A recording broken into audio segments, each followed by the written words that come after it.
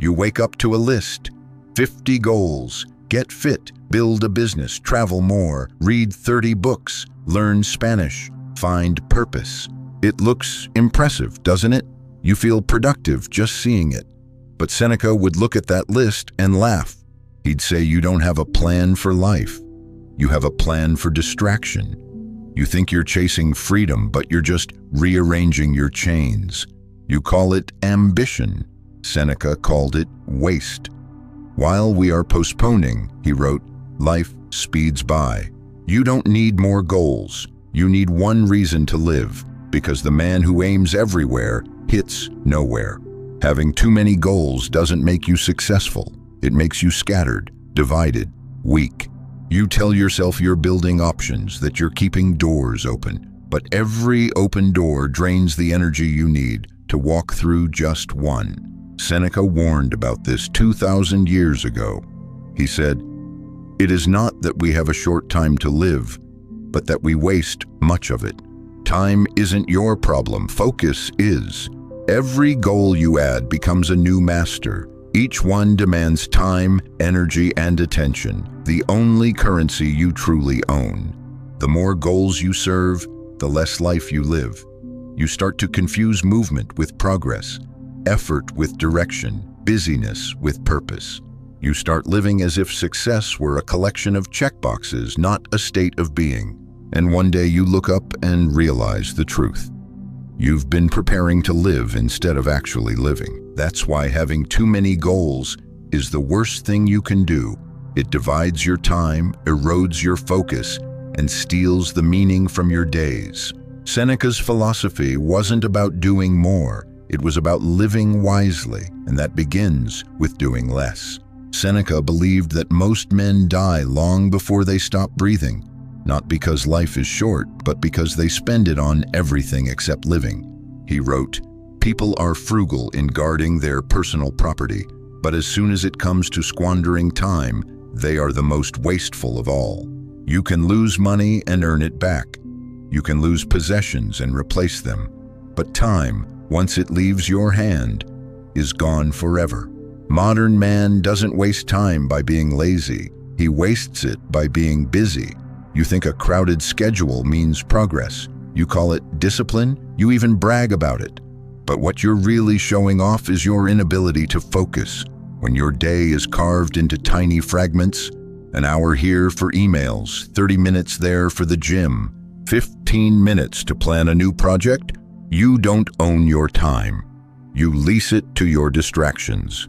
Every switch of attention comes with a cost. Psychologists call it attention residue, the mental drag left behind when you move from one task to another before finishing the first. Each switch empties your mind a little more.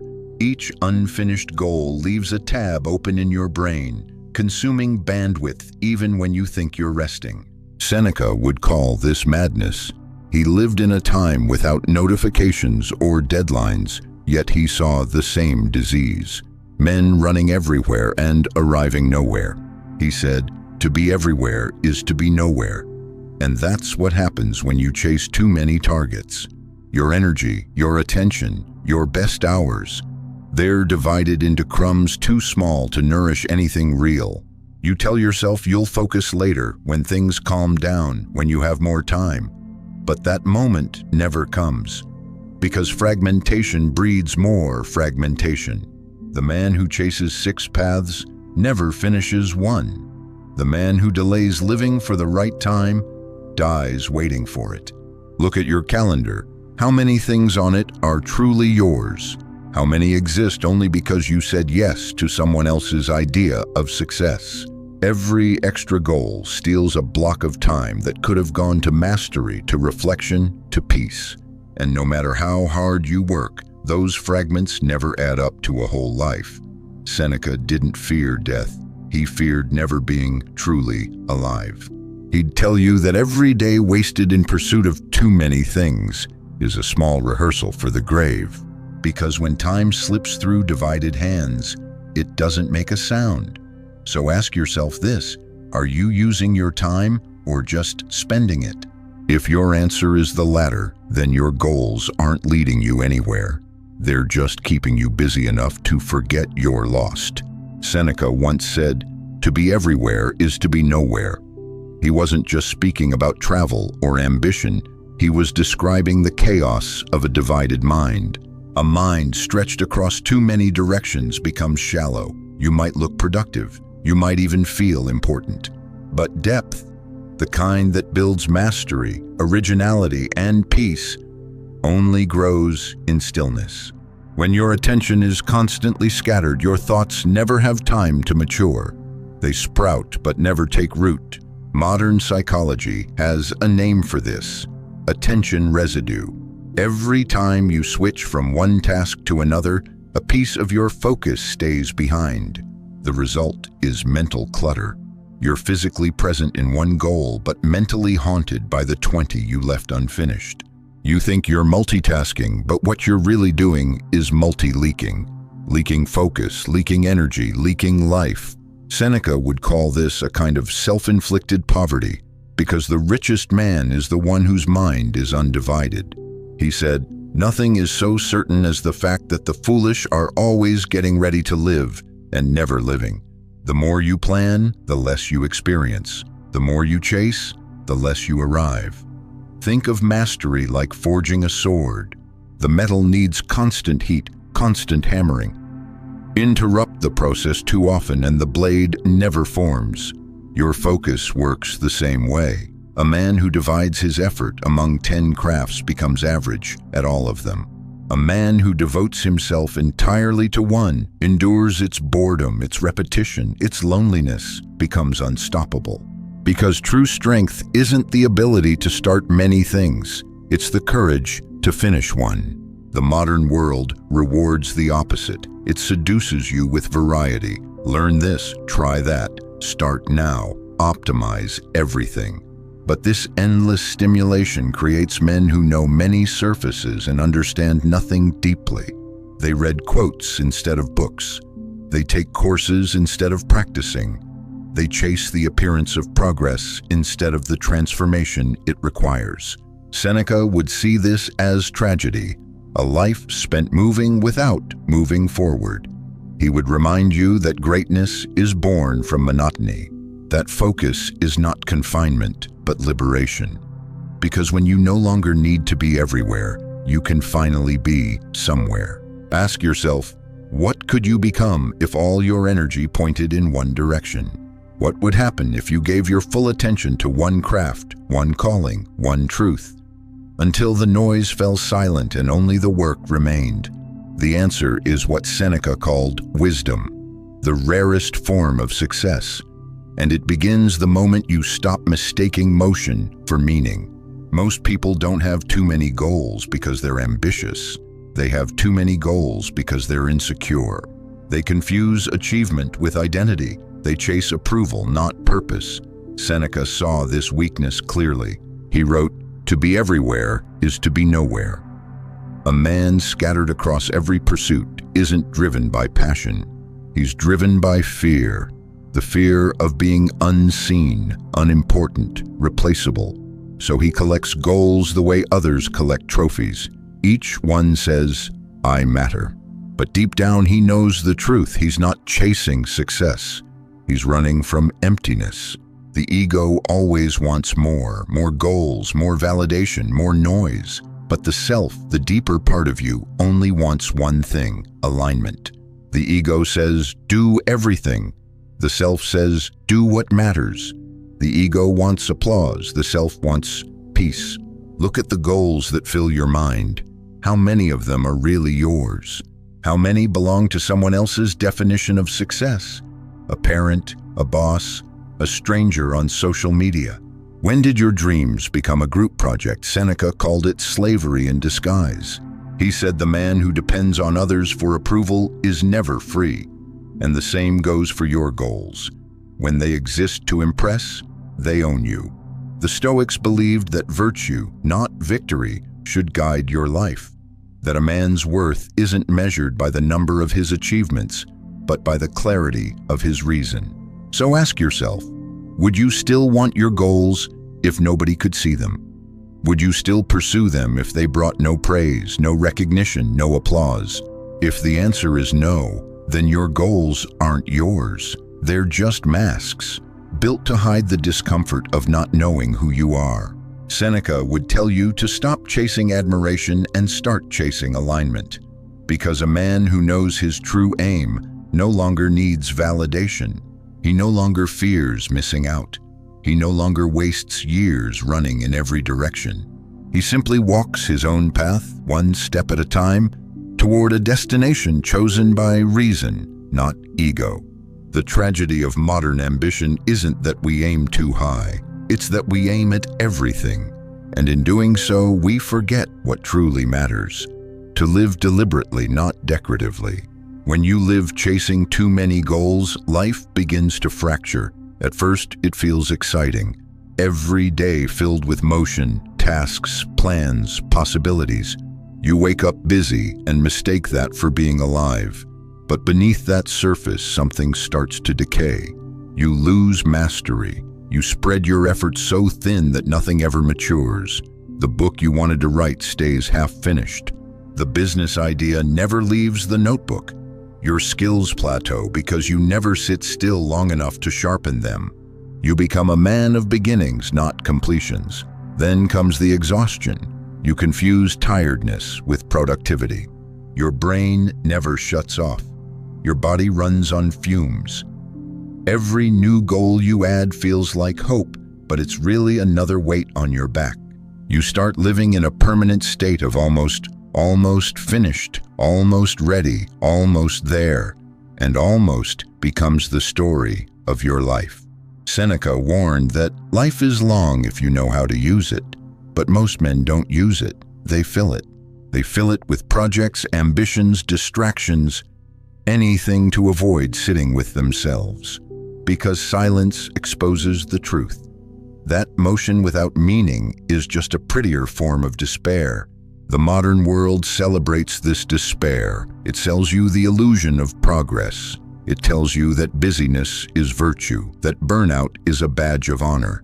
You scroll through endless content about productivity and self-improvement, unaware that consuming those ideas becomes another way to delay the real work.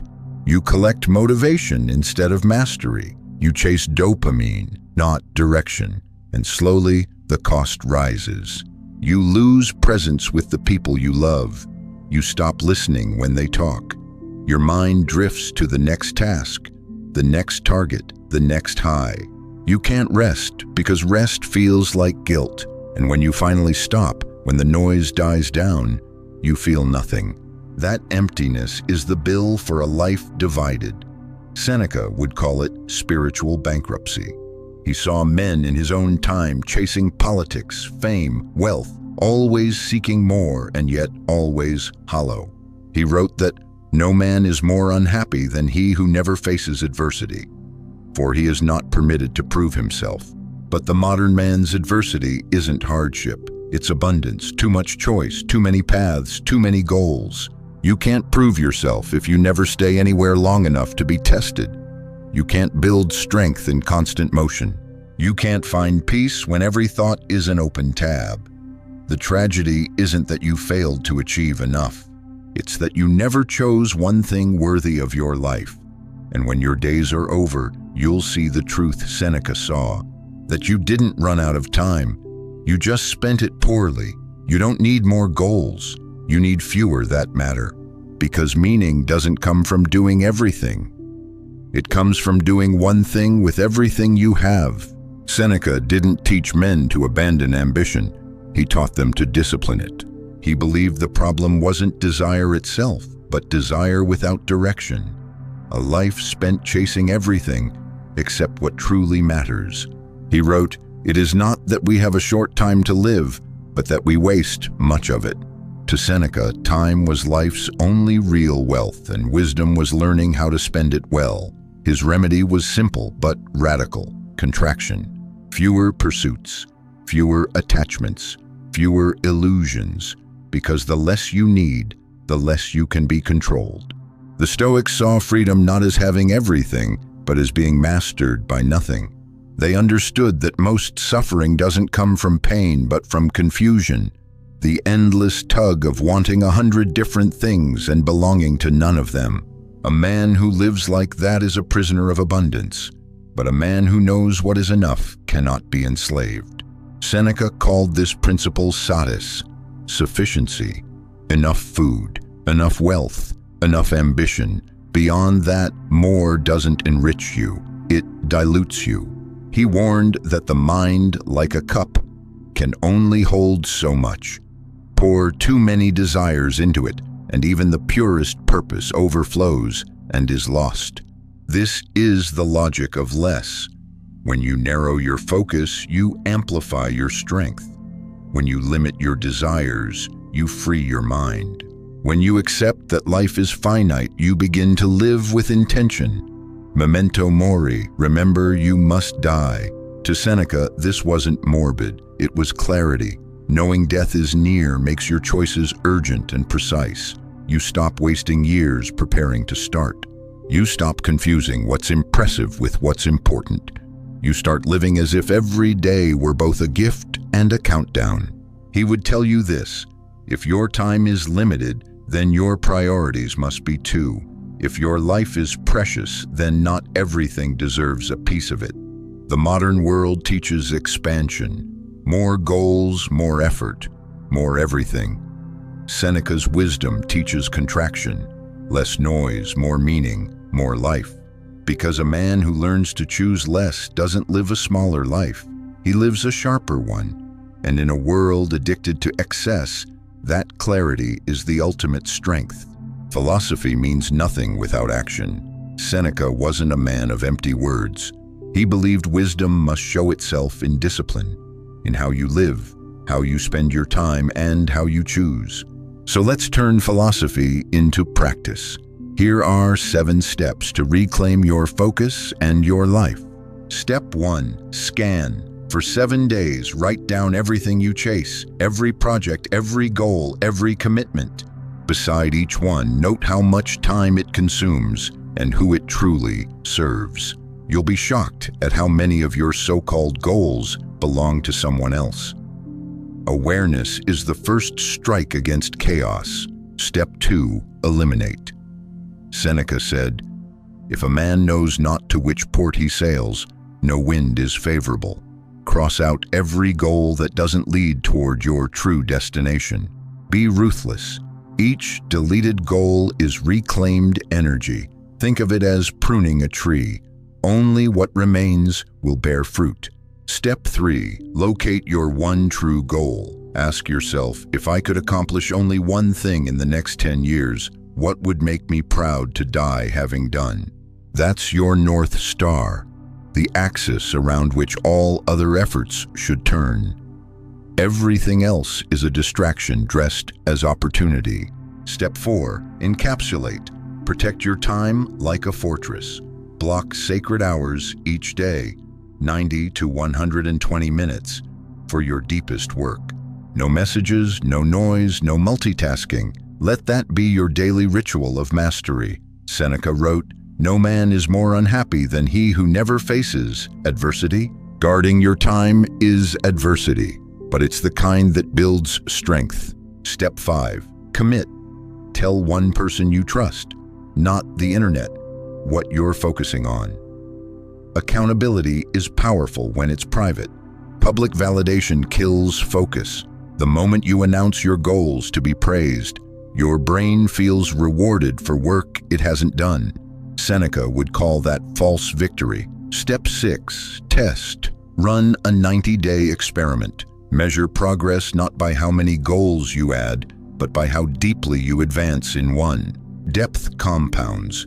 Shallow work multiplies effort. When you measure by mastery, not motion, improvement becomes inevitable. Step 7, sustain. Ritualize solitude. Take one morning each week away from devices and noise. Reflect, realign. Reconnect with your why. Memento mori. Remember your time is limited. A man who remembers death lives with precision. This framework isn't self-denial, it's strategy. You're not deleting dreams, You're reallocating capital, your most valuable resource, attention. Delete 3 goals tonight. Block 1 hour tomorrow. You'll feel your mind quiet down. And in that silence, purpose will start to speak. Because the goal of life isn't to collect achievements. It's to create alignment between what you do and who you are. Seneca knew this, and now, so do you. You might say, but I need to try many things to find my passion. Seneca would agree in the beginning. Exploration has its season, but seasons end. The man who keeps wandering forever is not exploring. He's avoiding. Try widely when you're young, but once you find what resonates, burn the map. You might say, but my career demands multitasking. Then systematize it. Schedule the noise so the sacred work stays untouched. Even a soldier finds silence before battle. You might say, but I don't want to miss out. That's not fear of missing out, it's fear of commitment. Every choice costs something. That's what makes it valuable. Trade variety for depth, the only trade that ever compounds. And when people call you selfish for focusing, remember this. A man who burns himself out serving everyone serves no one. Seneca called it responsibility, to guard your time so you can offer something worth giving. The world doesn't need another busy man. It needs a man who knows what he's doing and why. 20 goals later, you'll have an impressive list of achievements, but no real life behind them. Seneca never told men to shrink their dreams. He told them to aim at what truly matters and let everything else fall away. You don't need more goals. You need one reason to wake up, one craft to master, one truth to live by. That's where freedom begins. Not in expansion, but in precision. Not in chasing everything, but in choosing wisely. Tonight, cross off 3 goals from your list. Delete them. Erase them completely. Feel the silence that follows. That silence isn't emptiness, it's clarity. It's the sound of your life coming back to you. Because the man who chases everything ends up controlled by everything he chases. But the man who chooses one thing becomes unshakable. Seneca would call that wisdom. I call it strength. Less goals, more life. If you're ready to live like that, subscribe, stay focused, and start now. You don't need another plan. You need one purpose lived well.